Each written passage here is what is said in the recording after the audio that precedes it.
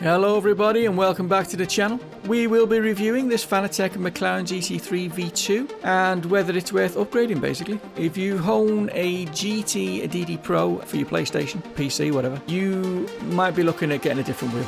Not that there's not much wrong with the original, but you know, it's always nice to have a little bit of a sim collection of wheels, isn't it? And people seem to go for this wheel as the first option, and mostly people stop at that because it's actually such a good wheel. And the price point and everything else. I mean, Fanatec have got a lot of wheels you can choose from, and they vary in price from this wheel to bloody expensive.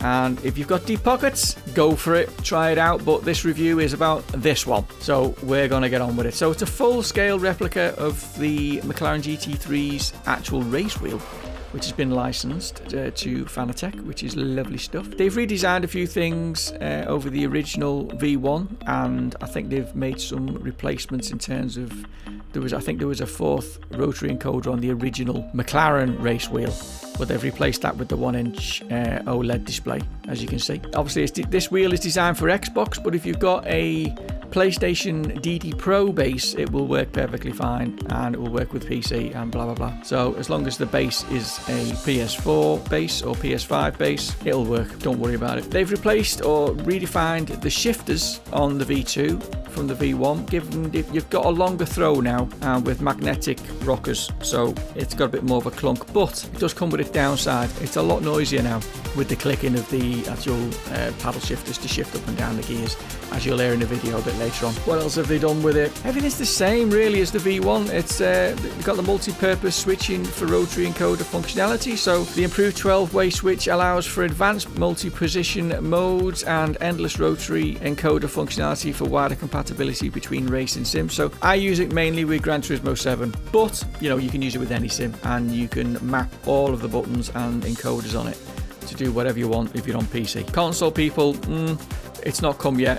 Gran Turismo may map these buttons. I hope they do, because most people are going to want to buy this wheel than the Fanatec DD Pro Podium, which comes with V2.5, or the I think it's the Podium wheel, I think, which they have mapped into Gran Turismo 7, by the way. So it looks like if they did this wheel in particular, I think it'd be a good move, because it's a very popular wheel with Fanatec owners, and you know what, it'd be great if we could map stuff on it. It'd be fantastic. It also comes with the tool-free simplified quick release, which is the plastic one. As you can see on this though, I've gone for the QR1. Now the QR1 is a solid €99 option from Fanatec, which I think is a bit of a rip-off. It is a great piece of kit, but just overly priced. I don't know how they could ask for €99 for it. It's expensive, that, which does start to take the wheel up into more expensive territory. So now we're looking at £300 for the wheel instead of £200, but it makes a massive difference to the feel as far as I'm concerned. The original GT wheel that you get with the DD Pro, it comes with the plastic quick release, and I've got to say, since having the two side by side on the rig,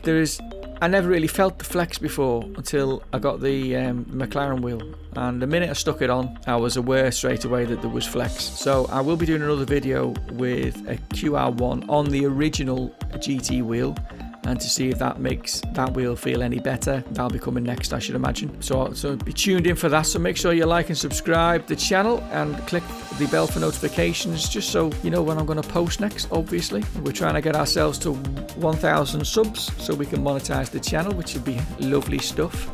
And it helps me just to motivate me to put out more vids for you lovely people. Anyway, so on the face of it, as you can see and you can hear by now, the clunking, I left all the car noise out just so you could hear the wheel in motion. Even as I'm talking, it's clicking over me. Maybe I can change gear now. No, I'm not going to change gear. I'm going to change down now though. So it is quite noisy on the there you go. It is quite noisy on the actual gear changing. But you know, if you've got your headphones on or it's blasting through speakers and you're racing, you're not really going to notice, to be honest. It's more to do with, like, you know, if your missus or your fella is sitting there having to listen to you go click, click, click, click, because that's all you can hear because you've got your headphones on. It's probably going to annoy them. Small price to pay for such a great wheel. So, how does the wheel feel? The wheel feels amazing. The rubber grips, very good, very comfortable. If you're a sweaty hands person, then your hands will get sweaty probably quite quickly. I've not got sweaty hands, but after at least 2 hours of play, I will start to get a little moist, should I say. in the palms department if I'm having a good few races. But other than that, it didn't affect how the wheel was performing, or I wasn't going to, you know, I've got the 8 Nm beta pack on this particular DD Pro, and it wasn't looking at slipping out my hands or anything daft like that, so nothing to worry about really. I know that a lot of other reviewers have gone on about the fact that it does get quite sweaty, but it really doesn't affect how you drive. Just wear gloves if it's a bit of an issue. Not a problem at all. In terms of how the buttons feel, I liked how the buttons feel. They're strong, they're not flimsy. You really do have to push them. It's not just it's not like the original GT wheel. They're a bit too easy to press. These are quite hard to press, and specifically the pit button and the neutral button. They are especially hard to press, but it's no bad thing. It means you just can't, you don't press them accidentally. The rotaries feel lovely, although I can't use them in Gran Turismo 7. The center rotary can be used to assign the bottom paddles underneath the shifter to different things. So you can either have handbrake, you can have it as a throttle and brake situation if you've no legs, or you have a disability of some description. You can only drive with your hands. Perfect for that. It does a few other things. It's not mappable yet for us, but it is mappable if you're on a PC. Every button is mappable on a PC once you've got there. The width of this wheel makes all the difference. My input of steering is far better with this wheel and far more accurate. The only downside to the wider wheel, as far as I've come across, running 8 Nm on the normal GT wheel, you can get a bit of a sweat on after a few hours, but with this wheel you don't really feel it that much. It's almost like it's halved the torque amount that's coming out the wheel, and it's not that the wheel's lost its torque or anything. It's just because of the width of the wheel. It's just physics. Because the wheel is wider, it's easier to handle the torque with it. But the downside to this was that I was doing the Neo Classics video and noticed by the end of the session, when I'd finished recording everything and come to stop, that the DD Pro was actually extremely hot. The unit was extremely warm, really hot to the touch, the outer casing. And so since then, I have downed the force feedback on the wheel to about 65-70, which allows it to get warm and still allows me to have all the feedback that I feel that I need to know under my hands. And the game is running on GT7 on 1010. I am refining the settings for the McLaren wheel, and I will let you know all of those in maybe a short video on YouTube on my shorts.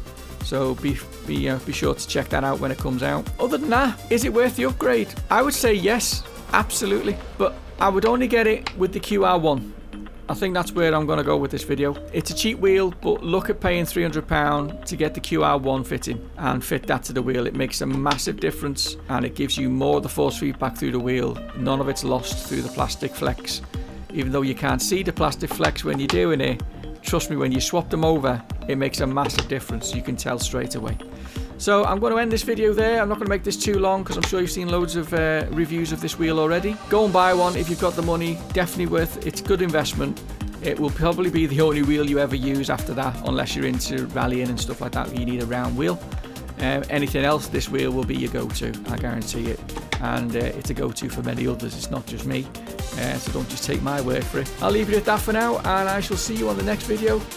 Be sure to subscribe, and I'll see you again. Bye for now.